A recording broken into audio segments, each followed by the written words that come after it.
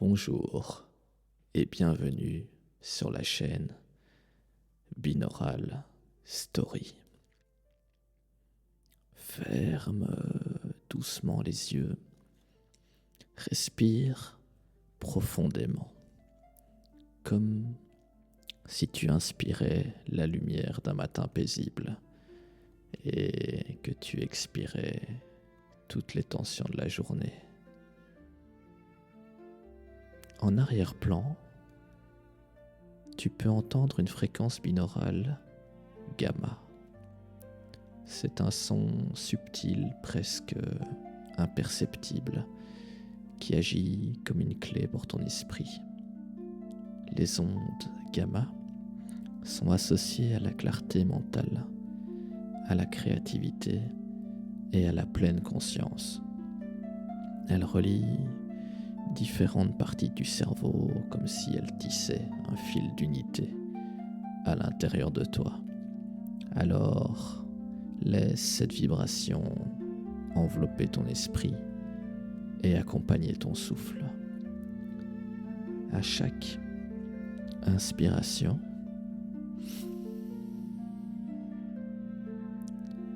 tu accueilles la paix. À chaque expiration,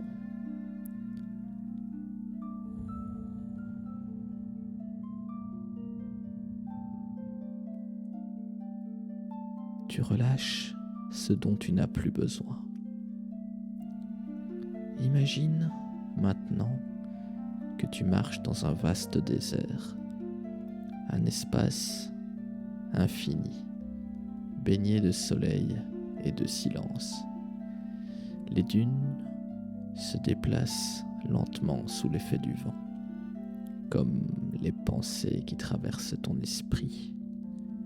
Elles viennent, elles repartent, sans que tu aies besoin de les retenir. Dans cet univers de sable et de lumière, un conte s'ouvre à toi. C'est l'histoire d'un voyageur, un homme appelé Ismaïl, un homme en quête de stabilité au cœur d'un monde qui change. Une histoire qui peut-être résonnera avec ta propre vie. Alors, laisse-toi guider par sa marche à travers les villages et les oasis. Et accueille ce voyage comme une invitation à la détente, à la réflexion et à l'acceptation du mouvement naturel de la vie. Dans l'immensité du désert, où le soleil règne avec une ferveur tyrannique et où les dunes s'agitent comme les caprices d'une divinité fantasque, errait un homme nommé Ismaïl. Il n'était pas jeune, il n'est pas vieux non plus, pas très sage, mais pourtant pas si insensé que ça. Il était un curieux mélange des deux, comme la plupart des mortels qui trébuchent dans le labyrinthe de la vie. Ses sandales, usées par des années de marche de village en village, portaient la poussière de 1000 sentiers oubliés. Les villages du désert, ces modestes amas de tentes et de masures en torchis, blottis autour d'oasis vivifiantes, étaient ces refuges éphémères. Chaque oasis, joyau scintillant dans l'aridité, promettait le repos, mais murmurait l'impermanence. Et l'impermanence, cher auditeur, est le cœur de notre conte. Car la vie, comme le désert, est une toile de changement incessant. Et Ismaïl allait en apprendre les leçons de la manière la plus absurde et profonde qui soit. Ismaël tirait fierté de sa routine. Chaque aube, il se levait. Il sirotait l'infusion amère des anciens du village et prenait la route vers l'oasis suivante, troquant des récits contre du pain et de la sagesse contre de l'eau. Il croyait, comme beaucoup, que le monde était une machine prévisible, huilée par la tradition et l'habitude. Le changement, ricanait-il à qui voulait l'entendre, n'est qu'un mot savant pour le chaos, et moi, Ismaïl, je suis un homme d'ordre. Oh, combien les dieux, ou peut-être le désert lui-même, durent rire de cette arrogance. Car, un matin brûlant, alors qu'il approchait du village d'Al-Khali, niché près d'une oasis si luxuriante qu'elle semblait un mirage, il trouva l'endroit transformé. Les tentes familières avaient disparu, remplacées par d'étranges structures anguleuses de bois et de toile, grouillantes de marchands aux robes criardes qui parlaient de nouvelles routes commerciales et de mœurs modernes. Quelle folie est cela, s'écria-t-il, serrant son bâton comme s'il pouvait l'ancrer dans le passé. Les villageois, jadis satisfaits de tresser des paniers et de chanter des chansons anciennes, s'affairaient désormais à marchander des babioles scintillantes apportées par des caravanes venues de cités lointaines.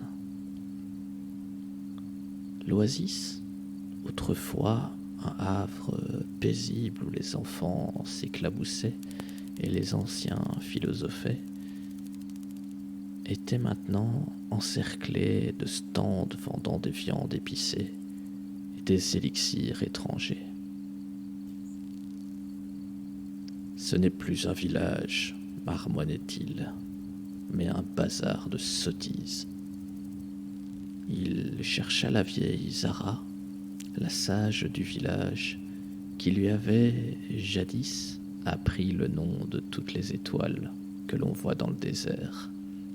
Elle, au moins, partagerait son indignation face à ce bouleversement.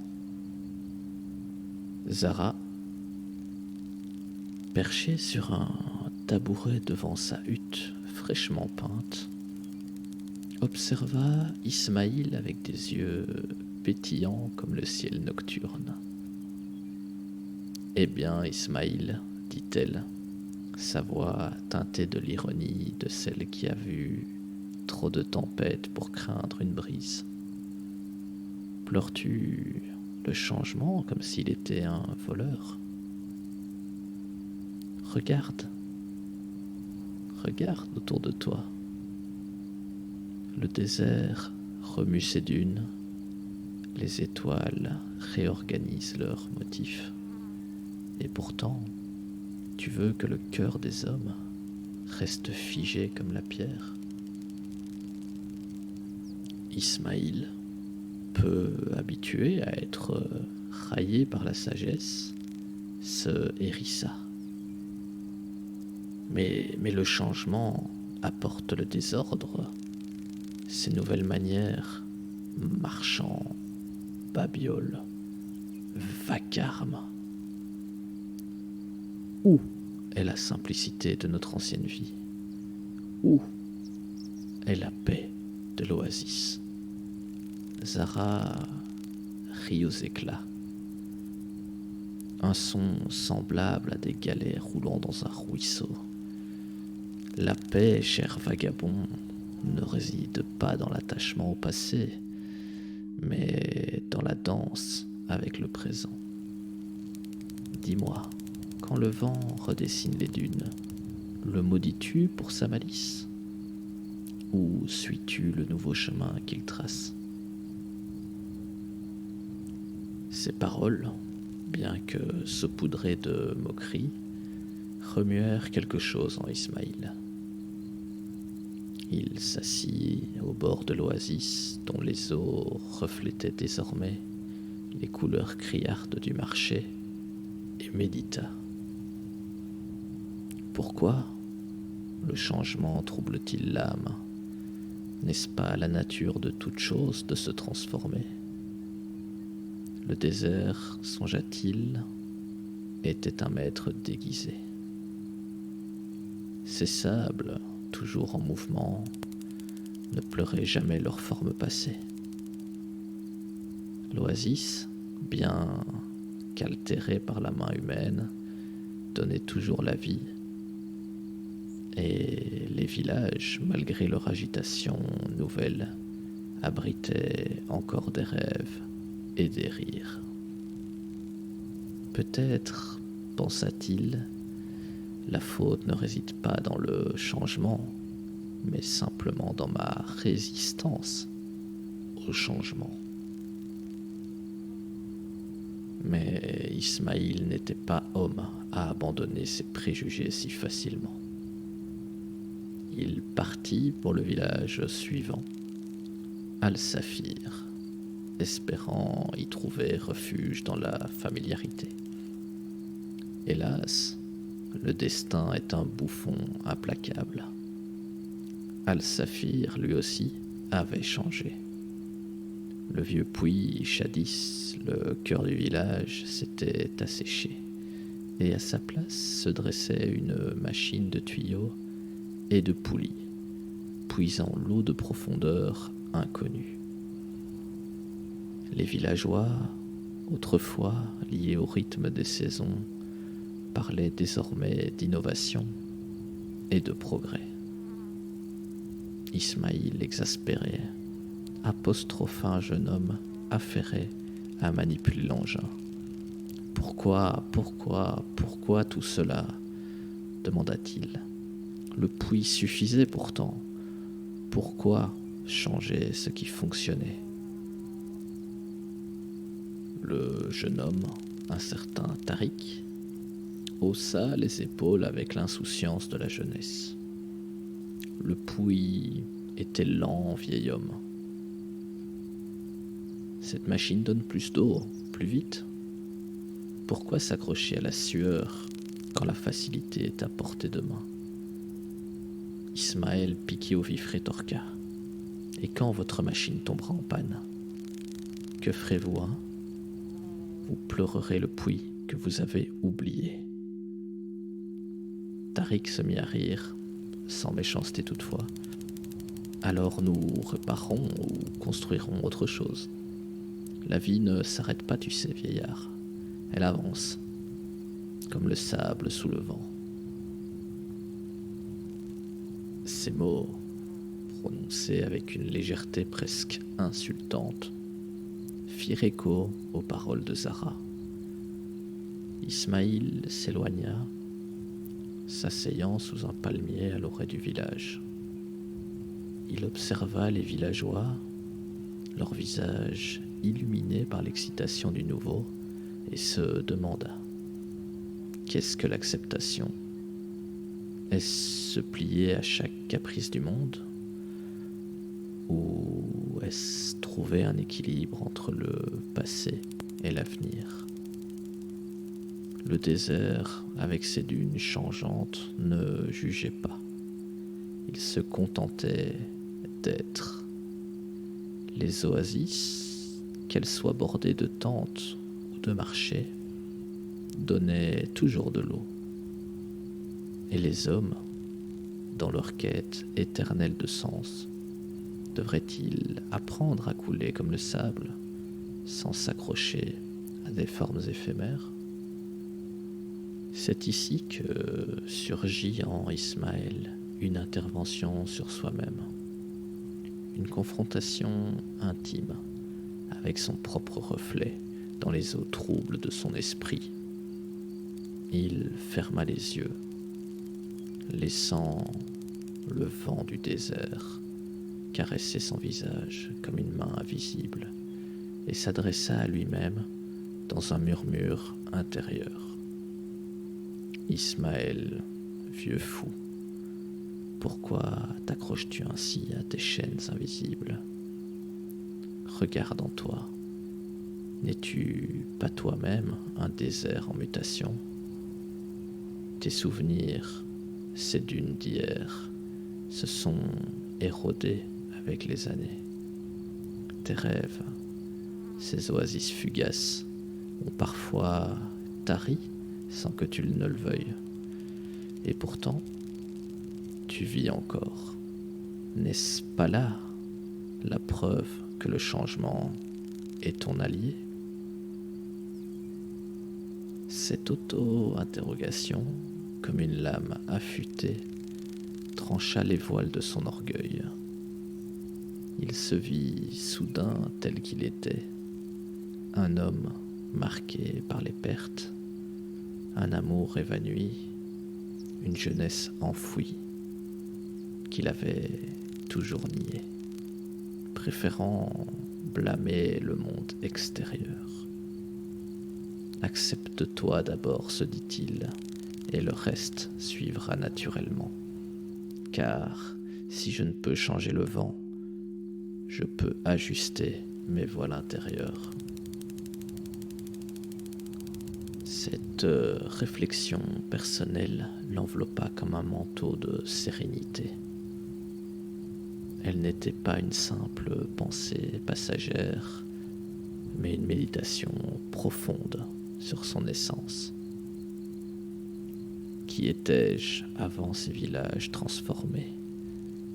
Que serais-je après? Dans le silence du palmier, Ismaïl explora les recoins de son âme, reconnaissant que sa résistance n'était que peur déguisée, peur de l'inconnu, peur de se perdre dans le flux constant du changement. Pourtant, en s'intervenant ainsi sur lui-même, il découvrit une vérité libératrice. L'acceptation commence par l'introspection, par cette conversation honnête avec soi, où l'on admet que le changement n'est pas une force extérieure, mais un miroir de notre propre évolution intérieure. Ismaïl poursuivit son voyage, mais une tempête de sable, comme un caprice du destin, bouleversa ses plans. Les pistes qu'il connaissait par cœur disparurent, les repères familiers s'effacèrent, et il se retrouva perdu, seul, face à l'immensité du désert. Épuisé, il s'effondra près d'une petite oasis inconnue, un simple tout petit point d'eau, entouré de quelques dattiers rachitiques. Là, dans le silence, il entendit une voix, peut-être la sienne, peut-être celle du désert. Pourquoi crains-tu ce qui change? Murmurait-elle. La vie n'est pas une dune figée, mais un vent à suivre.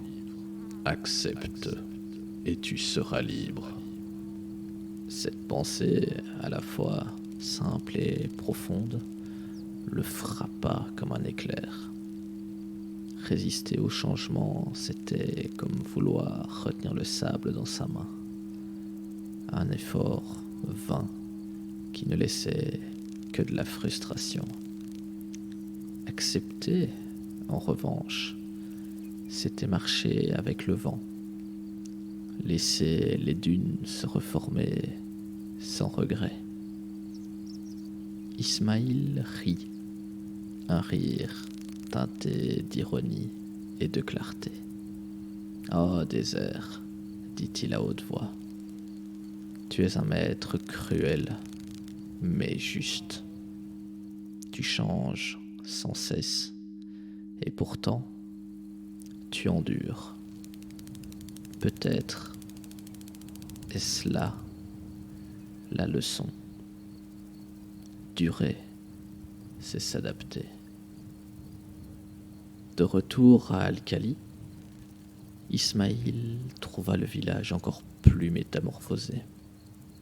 Les marchands avaient multiplié leur étal et des musiciens ambulants emplissaient l'air de mélodies nouvelles. Au lieu de s'en offusquer, il s'assit parmi eux, écoutant leurs histoires de contrées lointaines. Il goûta leurs plats épicés, rit de leurs plaisanteries, et pour la première fois ne chercha pas à comparer ce présent au passé. Zara, le voyant ainsi, hocha la tête avec un sourire narquois. « Alors, vagabond, as-tu enfin appris à danser avec le vent ?» Ismaïl, avec un clin d'œil, répondit : « Peut-être, vieille rusée, mais ne crois pas que je vais cesser de râler pour autant. »